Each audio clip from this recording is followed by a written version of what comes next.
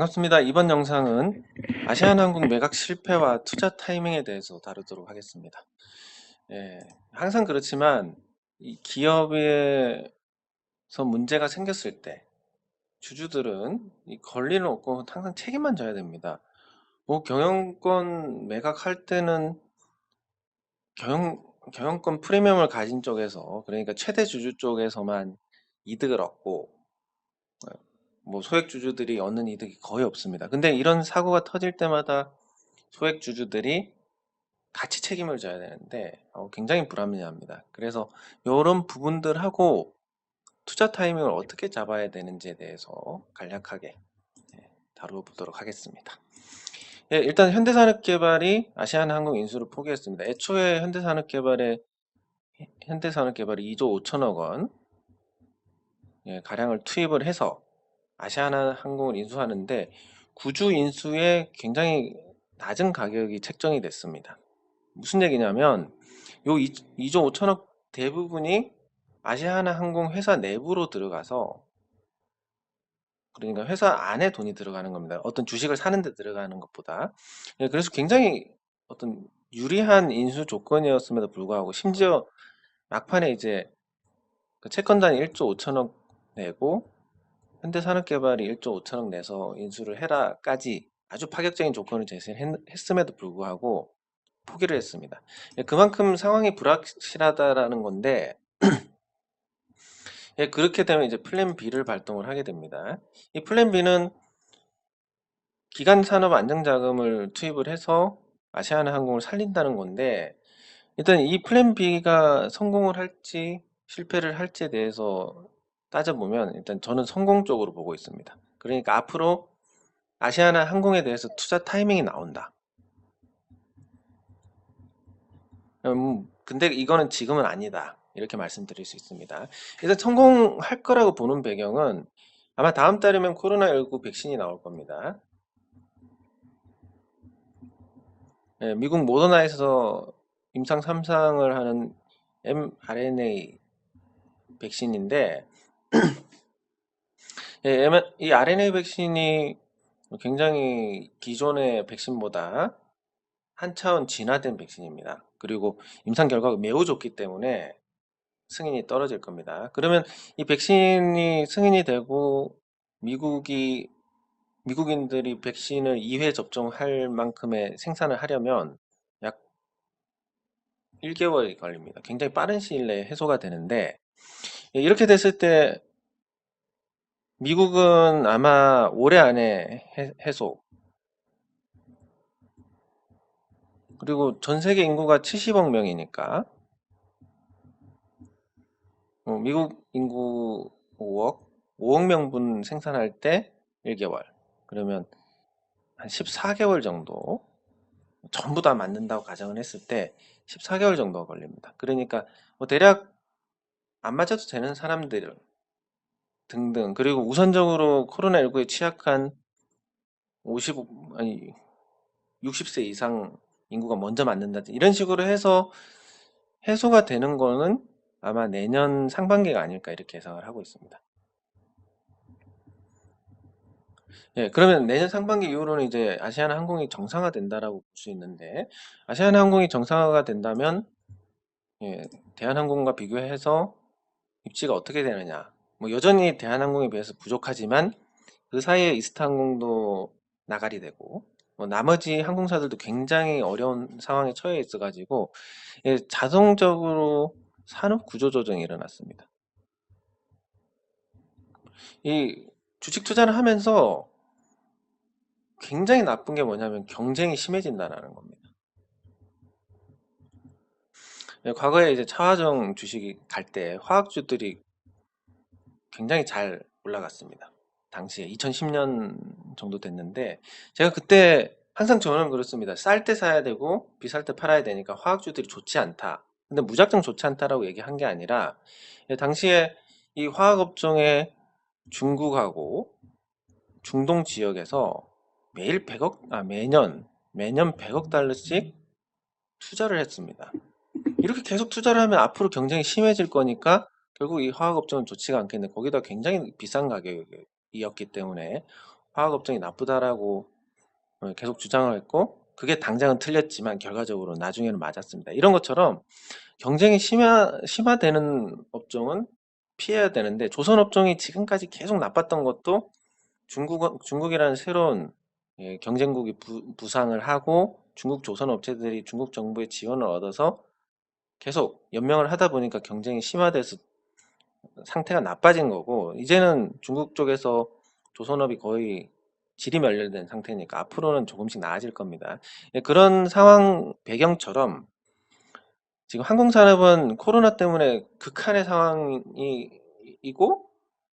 아마 이 과정을 지나면서 좀비 기업들은 다 삭제가 될 겁니다. 그러면 경쟁이 앞으로 완화가 될 거니까 항공주에 대한 투자 포인트가 나올 겁니다. 물론 근데 대한항공도 유상증자를 했고, 아시아나 항공도 이런 식으로 연구체 8천억을 출자 전환한다. 한마디로 채권을 주식으로 바꾼다는 거니까 증자랑 똑같습니다. 주식이 늘어나기 때문에 아주 큰 폭의 상승은 기대하기 어려운데, 그래도 새로운 조건으로 이렇게 제시가 됐기 때문에 앞으로 아시아나항공이 이 기간 산업 안정기금을 가지고, 그리고 연구체 8천억 출자해서 정상화된 다음에 새로운 인수자에게 매각이 된다면, 그때는 투자를 할 수 있을 겁니다. 투자 포인트. 투자 포인트가 언제냐면 내년 상반기 말입니다. 내년 상반기 말에 떠들지 왜 지금 떠드냐라고 하면, 지금 현대산업개발이 아시아나항공 인수를 포기했기 때문에, 그래서 말씀을 드리는 겁니다. 그러면 기존 주주분들은 팔아야 되느냐? 플랜 B의 주주 구성을 보면 이렇습니다. 현재는 금호산업이 31%, 그리고 금호석유화학이 11%, 기타가 58%를 보유 중인데, 플랜 B 이후의 주주 구성을 보면 연구체 8천억 원을 주식 전환을 합니다. 보통 이런 상황이 되면 주식 전환을 하게 됐을 때 기존 주주들은 감자를 당하게 됩니다. 감자 당하고, 그래서 주가가 한껏 낮아졌을 때 이 8천억 원이 증자를 해서, 그래서 최대 주주가 되고 회사를 장악하게 되는데, 그럼 기존 주주들의 피해는 엄청나게 커지게 됩니다. 그래서 플랜 B 이후 주주 구성을 보면 뭐 감자를 할지 안 할지는 모르겠지만, 지금 액면가가 5천원인데 5천원이 안 되는 관계로 감자를 안 할 가능성이 있습니다. 그리고 증자도 5천원에 하게 될 겁니다. 그러면 현재 4천원대니까 현재 주주들은 오히려 이 플랜 B 관련해서 아직은 오히려 보유를 해야 될 입장. 주가가 적어도 5천원은 가겠구나 하는 그런 기대를 가질 수는 있습니다. 그래서 이렇게 플랜 B로 산업은행이 최대 주주가 되고 6년 만에 또 이런 일이 발생을 했는데, 그리고 특혜가 주어질 겁니다. 왜냐하면 이 아시아나항공은 과거 회생 절차를 밟았던 기업입니다. 6년 만에 다시 채권단 관리를 받게 됩니다. 그리고 코로나19라는 특수한 환경 때문에 경영진의 책임을 묻기에는 한계가 있습니다. 뭐 방만 경영을 해서 망했다 이렇게 할 수가 없는 거니까. 그래서 이거는 조금 봐줘야 되는 부분이 있습니다. 그리고 국가 기관 산업이라서 보호해야 할 명분도 있고, 그 기관 산업에 또 종사하는 수많은 노동자들이 있으니까. 그리고 현 정권의 지지 기반인 호남 지방에 기반을 둔 기업입니다. 그렇다 보니까 특혜가 있을 거고, 그러면 기존 주주들이 일반적으로 어떤 기업의 회생 과정에서 당하는 타격, 감자하고 출자 전환하고, 이 출자 전환은 증자하고 똑같은 개념입니다. 빚을 그냥 주식으로 바꿔준다는 개념이니까 이거 거치면서 대체로 박살이 나는데, 이 특혜 때문에 이 과정은 없을 가능성이 크고, 출자 전환도 액면가가 5천원이니까 5천원에 출자 전환을 하게 될 가능성이 큽니다. 그러면 당장은 뭐 매각 실패했지만 팔 필요가 없는 그런 상태입니다. 그럼 언제 팔아야 되느냐?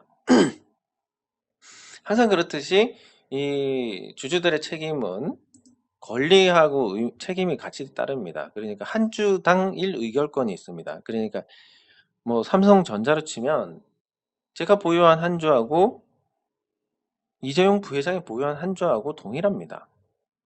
동일한 의결권을 가집니다. 예, 그래서 한 주 1 의결권이 주주들의 권리입니다. 근데 이걸 너무 강가를 하는 특성이 있습니다. 그러니까 제가 주주 운동을 하면서 주주들에게 그렇게 주주총회에 의결권을 행사해 달라고 독려를 했는데, 실질적으로 이제 액트 같은 경우에서는 60% 이상의 주주들이 호응을 했습니다. 그래서 굉장히 좋은 결과로 갔었고, 삼성 엠텍에서는 20% 정도 주주분들이 호응을 해주셨습니다. 예, 그래서 삼성 엠텍 같은 경우는 완벽하게 바꾸지는 못했습니다. 대신에 이 반대하는 20%가 있는 부분에 대해서 최대 주주 측이 많이 부담을 느껴서 자사주를 대량으로 매입하고 주가를 부양을 해서, 예, 좋은 가격에 팔고 나가게 해줬습니다. 그래서 회사 60%의 소액 주주들이 호응해서 주가가 그때 당시 1,800원대에서 8,500원까지 올라간 것과, 삼성엠텍은 3,000원대 중반이었습니다. 여기서 7,000원까지 갔습니다. 저기 주가 부양을 해줬으니까. 이렇게 해서 주주들이 권리를 행사를 하면 무조건 전체 주주들에게 도움이 됩니다. 나만 이익 보는 게 아니라 전 주주들이 같이 혜택을 봅니다. 근데 이 권리 행사에 굉장히 소극적이라서 제가 항상 말씀드리는 거, 의결권 행사하실 거 제발 해달라. 예, 그거 항상 강조를 합니다. 그리고 경영에 대해서 주주들의 책임이 우리가 일반적으로 인식하는 것보다 굉장히 심각합니다. 뭐 매일 사고 팔고 이렇게 해버려가지고 주주들이 무슨 권리 같은 거에 대해서 인식이 있나 그냥 단타나 치는데, 이런 인식이 만연해가지고 그런 게 이제 자리 잡다 보니까 소액 주주들의 보호라든지 이런 부분에 굉장히 허술하게 돼 있습니다. 예, 그래서 경영에 무한 책임을 갖게 돼서 회사가 만약에 잘못된다면 주주들이 받을 건 하나도 없습니다.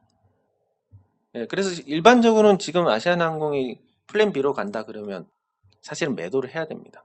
근데 매도를 해야 됨에도 불구하고 매도를 하지 않아도 되는 것은 아까 말씀드린 이런 특혜가 있을 것이기 때문에, 예, 그래서 매도하지 않으셔도 될 것 같습니다. 네, 그리고 투자 타이밍에서 대주주는 앞으로 매각을 하게 될 겁니다. 정상화 시켜놓고 매각 과정에서 금호산업과 그 금호석유화학이 보유한 주식은 아마 채권단 주식하고 같이 해가지고 매각이 될 겁니다. 그러니까 대주주는 팔고 나갈 수가 있는데 소액 주주들은 주가 하락에 손실을 본 거를 만회할 방법이 없습니다. 뭐 액면가까지는 모르겠지만 한 10,000원대 주식을 샀던 이런 투자자들은 밑에 5,000원에서 주식이 확 늘어나 버리니까 앞으로 아시아나항공이 굉장히 좋아진다 하더라도 10,000원까지 가는 데는 굉장히 무리한 상황이 됩니다. 왜냐하면 간단하게 설명드리면 100개, 주식이 100개 있습니다. 이게 100개를 5,000원에서 10,000원을 올릴 때 필요한 자금이 얼마가 됩니까? 뭐 약간 다르겠지만 대충 이걸 몽땅 산다고 가정했을 때 여기서 늘어나는 금액은 50만 원입니다. 근데 5,000원에 주식을 100개를 더합니다. 그러면 올라가는데 100만 원이 됩니다. 이론적으로 그렇습니다. 주식 수가 늘어났으니까. 그럼 위에 물린 투자자들은 해결 방법이 거의 없습니다. 이렇게 주식이 늘어나서 앞으로 전망이 나쁜 게 뭐 삼성중공업, 대우조선해양, 그리고 두산중공업도 유상증자 할 거고, 대한항공도 했고, 아시아나항공도 출자 전환이 유상증자는 같으니까 결국은 이렇게 주식 수가 늘어난 종목들은, 바닥에서 주식 수가 늘어난 종목들은 이렇게 갈 것도 이렇게 갈 수밖에 없는 겁니다. 왜냐하면 10,000원에 물린 투자자들이야 뭐 버티겠지만 5,000원에 신주를 받은 투자자들은 6,000원만 가도 20% 수익입니다. 이걸 안 팔고 그냥 계속 가져간다. 아주 회사가 화끈하게 좋아지지 않는 한 힘들다고 보시면 됩니다. 그래서 투자 타이밍과 주주들의 책임에서 책임 부분을 보면 소액 주주들은 이렇게 같이 책임을 지는데, 함께 책임을 지는데 대주주는 엑시트하고 소액 주주들은 주가 하락에 손실을 볼 가능성이 크다. 이렇게 되고 만약에 회사가 그냥 매각 실패하고 정리된다 하더라도 채권단이 당연히 1순위고 임금 채권이 2순위, 그리고 세금 못 낸 거 3순위, 4대 보험료가 4순위, 그리고 일반 채권이 5순위입니다. 그 다음이 주주인데 보통 여기서 끝납니다. 여기까지. 그리고 이 사람들도 손해봅니다. 보통은 이제 한 70% 정도 보전을 해줍니다. 여기까지 하면 회사가 싹 없어지고, 그럼 주주들은 영원되는 겁니다. 휴지. 예. 그래서 이런 상황이지만 아까 말씀드린 이런 특혜 때문에 아시아나항공은 그래도 5천원은 팔 기회가 있을 것 같다라고 볼 수 있고, 현재 아시아나항공의 자산 가치는 시가총액에 비해서 굉장히 낮은 상태입니다. 5,605억 원이고 우발 채무 등을 우려하면 실질 가치가 0이라고 보고 있습니다.